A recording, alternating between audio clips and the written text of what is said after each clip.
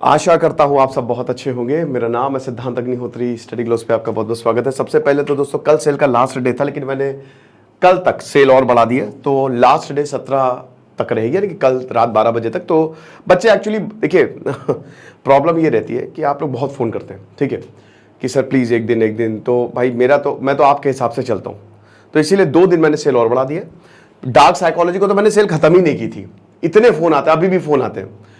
तो freedom coupon code आप use करिए, सारे कोर्सेज पे एक्स्ट्रा 30%। और मैं आपको पर्सनली रिकमेंड करूंगा स्ट्रेस मैनेजमेंट, एडिक्शन और टाइम मैनेजमेंट, ये 3 कोर्सेज को तो जरूर अवेल करें। तो भाई ऐसा है कि ये कौन है? ये है रियास मट्टू, जो कि भाई है जावेद मट्टू के। जावेद मट्टू जो कि 2009 में हिजबुल आतंकवादी बना, हिजबुल से एसोसिएट हुआ, और वो अभी तक उसका कोई अता पता नहीं है। कई खतरनाक साजिशों में भी वो शामिल था, और पता नहीं वो कहाँ है, पाकिस्तान में ही है। ये इतनी अच्छी काम, मतलब मैं तो यहाँ पे सल्यूट करूंगा, ठीक है। और मैं खुद कश्मीर गया था दोस्तों, मैंने वहाँ पे लोकल से बात की, हर जगह गया मैं पहलगांव गया, चंदनवारी गया, बहुत जगह मैं घूमा, ठीक है। सोनमर्ग गया, गुलमर्ग गया, श्रीनगर में तो मैं था ही। तो वहाँ पे मेरी तो अब आदत है, मैं बात करता हूँ, तो वहाँ पे खुद भी बोला कि अब चीज़ें ठीक हो रही हैं, कम से कम अब हमको रोजगार तो मिल रहा है। प्रॉब्लम ये थी ना कि देखिए अब कश्मीर खुल रहा है, और आपको बता दूं कि रिकॉर्ड टूरिस्ट आया है, और हर वक्त आ भी रहा। कश्मीर की खूबसूरती अब आम जनता देख सकती है, अभी बहुत अनस्टेबिलिटी थी। तो रियास मट्टू यही कह रहे हैं कि भाई हम हिंदुस्तानी थे, हिंदुस्तानी रहेंगे। मैं अपने भाई से भी ये बोलूंगा कि जहां पे भी है वो आ जाए। पाकिस्तान में कुछ नहीं है, वो खुद गरीब कंट्री है, वो तुम्हारे लिए क्या करेगा? कोई कुछ नहीं, यहां पे आए, यहां पे कोई हिंसा नहीं, सब अमन चैन, कोई इलीगल अरेस्ट नहीं है। पहले मेरी दुकान हमेशा बंद रहती थी, लेकिन आज पहली बार मैं 14 अगस्त को बैठा हूं। तो ये तिरंगा इन्होंने 15 अगस्त से, यानी कि 13 अगस्त को इन्होंने फहराया, और बोला कि मैं बहुत खुश हूं। पहले क्या होता था कि मैं अपनी दुकान पे नहीं बैठ पाता था, अब मैं यहां पे हूं आराम से। सोपोर में इन्होंने किया।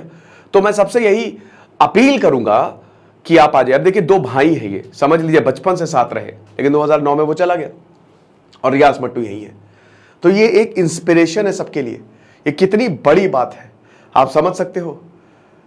तो बात वो है ना कि कश्मीर में बदलाव तो आ रहा है, तगड़ा बदलाव आ रहा है।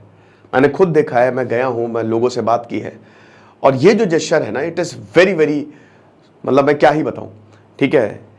जो लाल चौक श्रीनगर में, हमको पता ही है कि पहले वहां पे तो सेलिब्रेशंस हो ही नहीं पाते थे, लेकिन अब सेलिब्रेशंस भी हो रहे हैं, हर कोई इसमें पार्ट भी ले रहा है।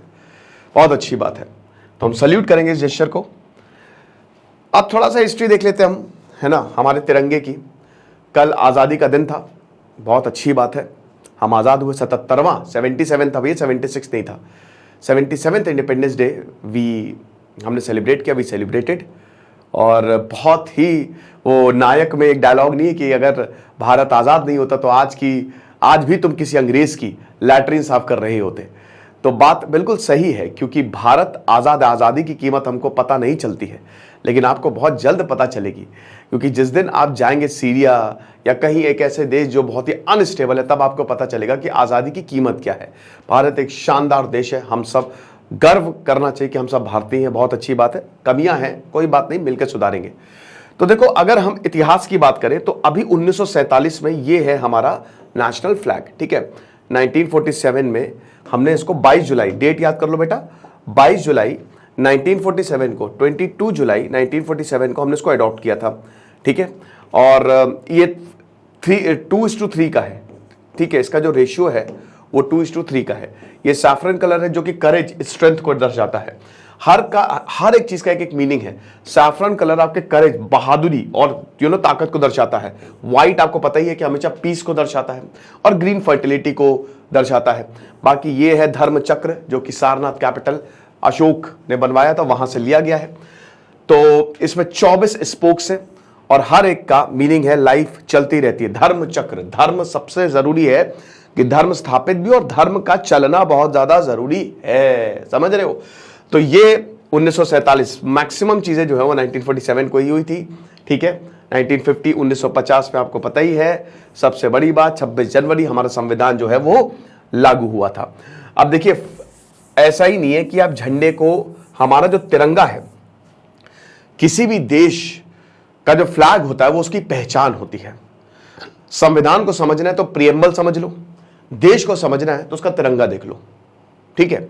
यहां पे आपको डिफेंसिव और ऑफेंसिव और शांति तीनों मोड आपको देखने को मिलेंगे। भारत कृषि प्रधान देश है तो आपको ग्रीन कलर भी मिल जाएगा। ओके, तो भारत में फ्लैग कोड ऑफ इंडिया 2002, ठीक है, और prevention of the honour of the flag 1971, ये दो एक्ट हैं जो इसको गवर्न करते हैं। यानी कि अगर आपने तिरंगा गलत तरीके से फहराया, कपड़े की तरह यूज किया, आपने तिरंगे की बेइज्जती की, तो आपके ऊपर कार्रवाई हो सकती है। हमारी फंडामेंटल ड्यूटी भी है कि हमको अपने तिरंगे को इज्जत देनी है। इतिहास क्या है? सबसे पहला तिरंगा 1906 में, देखिए 1906, कहानी क्या है? 1905 में 1905 में पार्टीशन ऑफ बंगाल होता है। रविन्द्रनाथ टैगोर का मूड खराब हुआ, भाड़ में जाए तुम्हारा नाइटहुड, लौटा, उन्होंने नाइटहुड ही लौटा दिया। तो 1905 में जब पार्टीशन ऑफ बंगाल हुआ, लॉर्ड कर्जन आए, तो लॉर्ड कर्जन ने उसके बाद बोला कि बांट दो सबको यार, इधर बंगाल पाकिस्तान, मतलब मुस्लिमों वाला बंगाल अलग, हिंदू वाला अलग।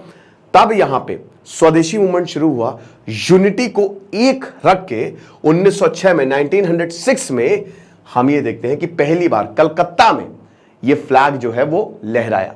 फिर उसके बाद 1907 में मैडम भीकाजी कामा, सल्यूट, क्या रेवोल्यूशनरी, मैडम भीकाजी कामा इंडिया हाउस जो कि श्याम कृष्ण वर्मा ने फाउंड किया था। देखिए क्या था ना कि बहुत सारी क्रांतिकारी गतिविधियां जो है वो देश के बाहर चल रही थी। लेनिन जो है वो क्रांति देश के बाहर से लेके आए थे, तो लंदन हो गया, बर्लिन हो गया, तो यहां पे जो कॉन्फ्रेंस हुई थी बर्लिन में, इसको फहराया गया था। और मैडम भीकाजी कामा जो कि गजब की रेवोल्यूशनरी थी, गजब की रेवोल्यूशनरी, ठीक है, मतलब भारत की स्वतंत्रता सेनानी। उस समय जब औरतों की हालत बहुत खराब थी, वो आई और ब्रिटिश को अपने घुटनों पे ला दिया। वीर सावरकर, सबसे पहले प्लान यही था कि वीर सावरकर मैडम भीकाजी कामा से ही मिलेंगे, जब उनको गिरफ्तार करके ले जाया जा रहा था काला पानी। अगर ऐसा हो जाता तो हो सकता है भारत को आजादी बहुत पहले ही मिल जाती। तो 1907 में 1907 में ये फिर आप देख सकते हैं वंदे मातरम। अच्छा, ये आप देख सकते हैं, देखिए ये भारत में मुस्लिम्स भी थे, हिंदू भी थे, तो हिंदुओं के लिए सूरज और मुस्लिमों के लिए चांद, ठीक है। तो ये अखंडता और एकता दर्शाता है, यूनिटी, आप समझ रहे हो, ठीक है, कि हम सब साथ में रहेंगे।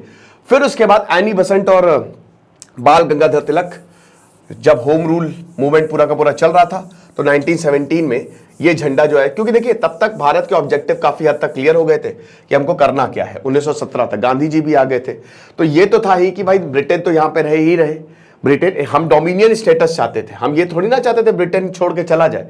हम 1930 तक चाहते थे कि ब्रिटेन रहे, हमको पावर्स दे दे।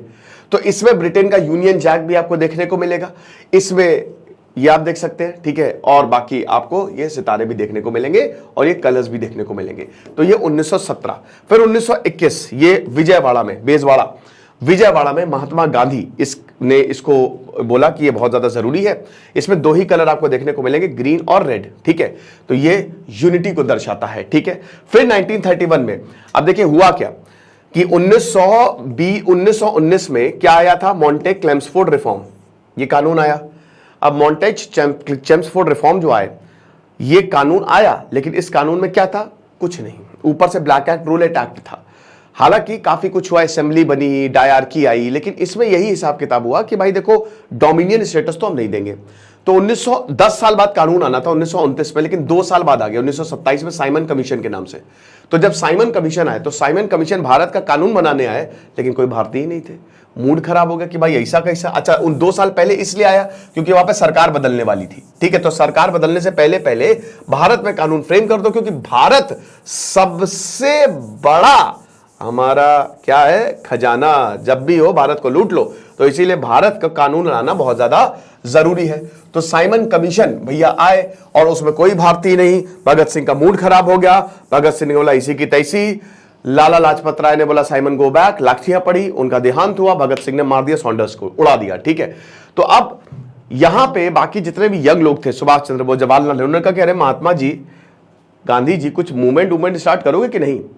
कानून बन के आता है, भारत को कुछ नहीं मिला। तो 1930 में 26 जनवरी 1930 लाहौर सेशन, पूर्ण स्वराज, अब हमको कोई डोमिनियन स्टेटस नहीं चाहिए, हमको चाहिए पूर्ण स्वराज। तो इसके लिए रेजोल्यूशन लाया था, पहली बार था जब रेजोल्यूशन पास किया था इस झंडे के लिए। और आज का जो झंडा है आप देख ही सकते हैं ये कितना ज्यादा सिमिलर है, बस गांधी जी का चरखा यहां पे आ गया। और फाइनली जब भारत को आजादी मिली तो 1947 में हमारे फ्लैग को अडॉप्ट किया गया। तो ये इतिहास था हमारे फ्लैग का। आई होप आपको समझ में आया होगा। बाकी जैसा कि हमने बताया हमारे कोर्स को आप जरूर अवेल करें, आपको बहुत ज्यादा फायदा होगा। Thank you so much. हाँ, 17 तारीख तक आखिरी दिन है, मतलब कल तक मैंने सेल एक्सटेंड कर दिया।